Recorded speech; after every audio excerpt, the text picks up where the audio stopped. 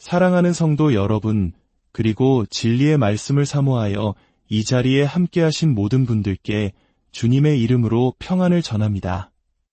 오늘 우리의 영적인 여정을 시작하기에 앞서 잠시 마음을 모으는 시간을 갖고자 합니다.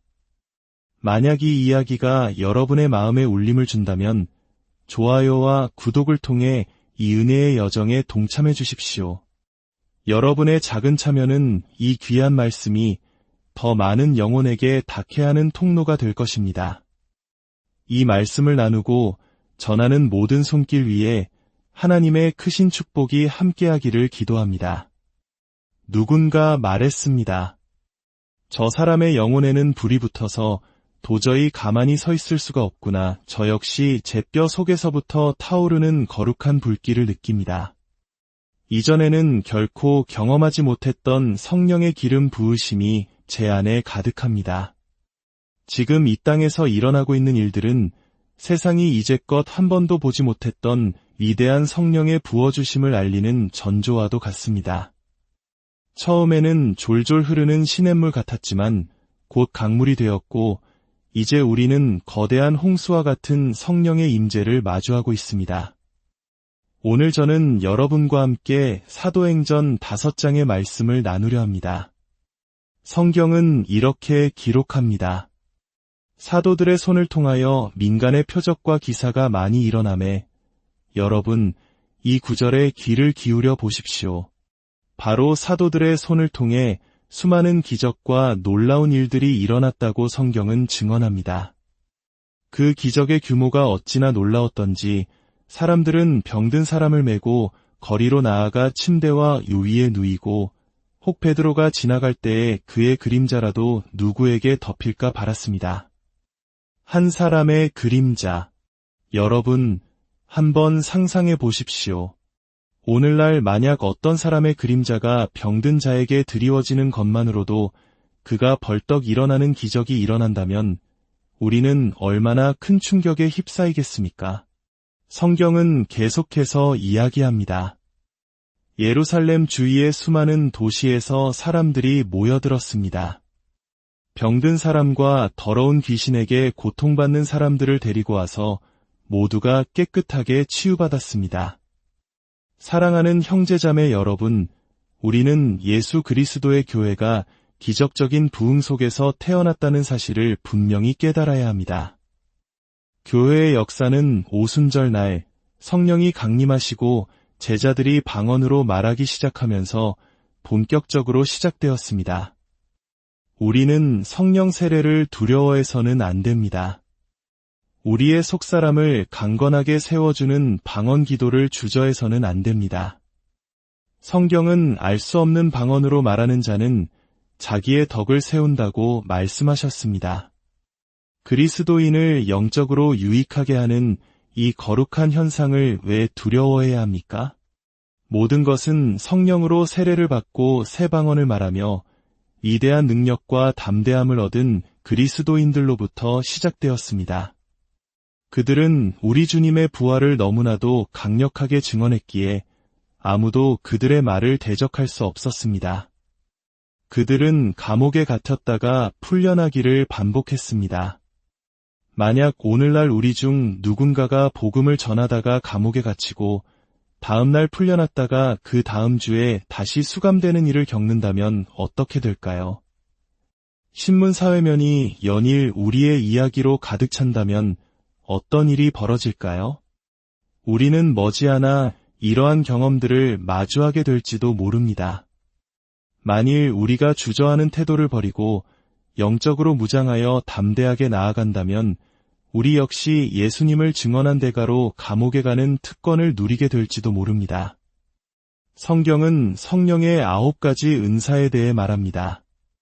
그 중에는 지식의 말씀의 은사도 있습니다. 사도행전 5장은 바로 이 은사가 나타나는 이야기로 시작됩니다. 당시 초대교회 성도들은 자신들의 소유를 팔아 재산을 공동으로 관리하며 모든 것을 함께 나누었습니다.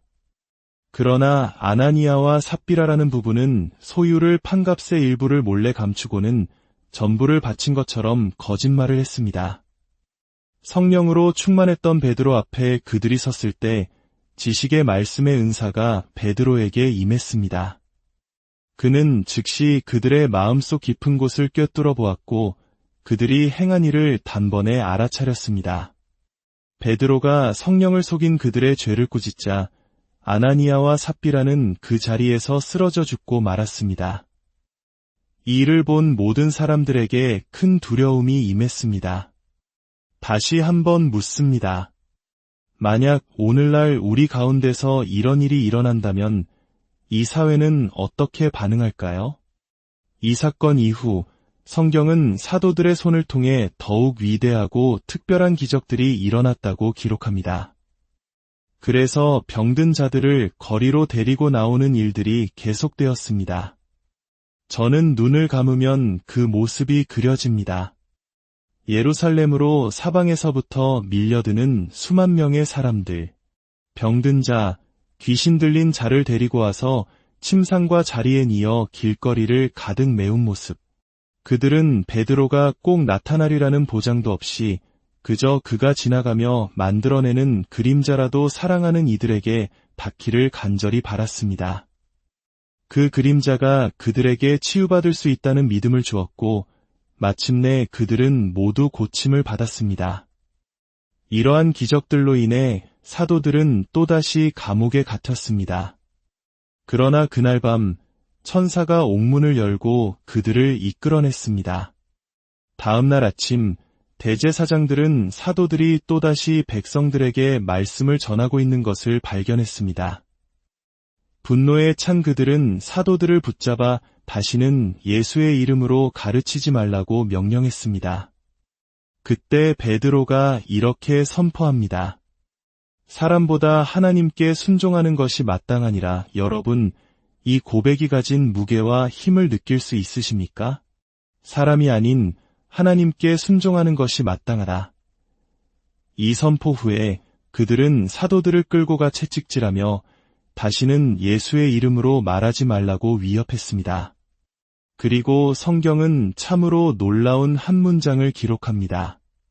사도들은 그 이름을 위하여 능력받는 일에 합당한 자로 여기심을 기뻐하면서 공회 앞을 떠나니라. 여기에는 부끄러워하거나 주저하는 그리스도인의 모습이 없습니다. 억울하게 비난받고 감옥에 갇혔다고 해서 창피함에 고개를 숙이고 눈도 제대로 들지 못하는 나약한 사람들이 아니었습니다. 오히려 그들은 채찍에 맞아 찢겨진 등을 세상적인 교만이 아닌 담대함에서 비롯된 거룩한 자부심으로 드러냈습니다. 우리가 주님의 이름을 위해 고난받을 자격이 있는 자로 여겨주시니 하나님께 감사드립니다. 그리고 성경은 그들이 날마다 성전과 각 집에 머물며 예수 그리스도를 가르치고 전도하는 일을 쉬지 않았다고 증언합니다. 오늘날 우리 교회에 진정으로 필요한 것은 바로 이것입니다. 진짜 기름 부으심, 진짜 하나님의 권능입니다. 그래야 우리는 진짜 박해를 받을 수 있고 그 박해를 통해 우리가 이미 받은 기름 부으심 위에 더 큰 기름 부으심을 더 쉽게 될 것입니다. 물론 우리 중 누구도 공개적으로 망신을 당하는 것을 즐기지는 않을 것입니다. 저 역시 언론이나 미디어에서 저를 가장 불리한 모습으로 묘사한 기사를 읽을 때 때로는 기뻐할 수 있지만 때로는 마음이 아플 때도 있습니다. 아마도 제가 마땅히 있어야 할 만큼 주님과 가깝지 않기 때문일 것입니다. 하지만 저는 성장하고 있습니다. 저는 성령 안에서 자라나고 있습니다.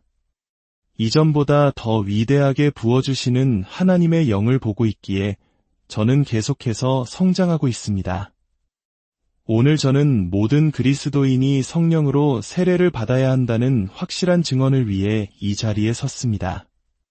모든 하나님의 자녀가 병든 자, 잃어버린 자, 구원받지 못한 자들을 향한 그리스도의 긍휼한 마음을 느끼기를 원합니다. 우리가 더 이상 주저하는 자가 되지 않고 영적으로 무장한 용사가 되어 당당히 고개를 들기를 바랍니다.